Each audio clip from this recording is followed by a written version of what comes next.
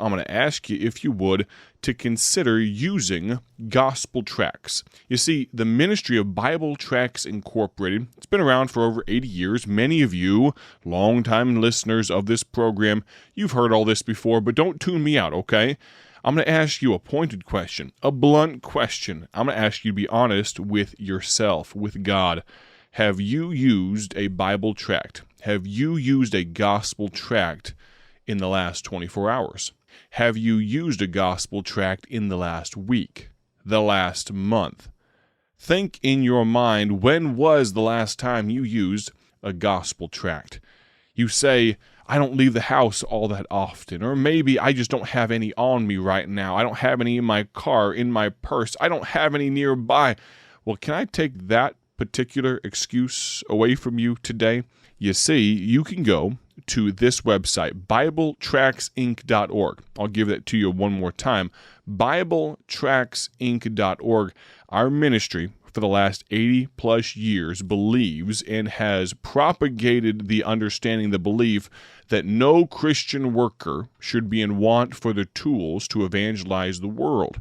That's why we have printed, produced, and shipped over 600 million. Let me run that number by you one more time. Over 600 million gospel tracts around the world, over 170 countries, over 70 different languages. We've done it for free. Yes, that's right. You can go to BibleTractsInc.org right now, and you can order gospel tracts for free from BibleTractsInc.org. What kind of Bible tracts can you get? Well, I'm holding one in my hand right now. It's called 7 Questions Boys and Girls Ask. I hear from people all the time that rue the fact, that regret the fact that they did not come to the saving knowledge of Jesus Christ until they were in their later years. I'm so thankful, and God is so thankful for people that choose to make the right decision to accept Christ as their Lord and Savior, no matter their age. But can I tell you, instead of a testimony of a ruined life, instead of the testimony of someone that has regrets and scars and consequences of a lifetime of sin, why don't we just choose to follow Christ? Why don't we choose to try to reach the next generation at the youngest age possible? So this gospel tract, 7 Questions Boys and Girls Ask. This was written by our founder many years ago, but these questions are still pertinent. I've had the opportunity to be a part of children's ministries from the time I was a young child all the way up till now, teaching children's classes, doing vacation Bible schools. I get to teach and preach at junior camps and teen camps every summer. But here's a question that boys and girls might ask. Who is God? I have had young people ask me this particular question. How about this? Who is Jesus?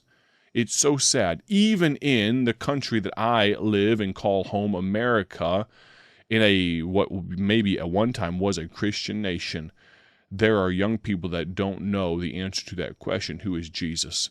There are 5 other pertinent questions in here that you might be able to, through this gospel tract, reach some young people. We've had many young people that have used these gospel tracts to reach their friends. Not long ago, we had a 7-year-old that attended a private school, asked us to send, had her grandmother, I should say, ask us to send some of this particular gospel tract so that she could reach out to her friends at school.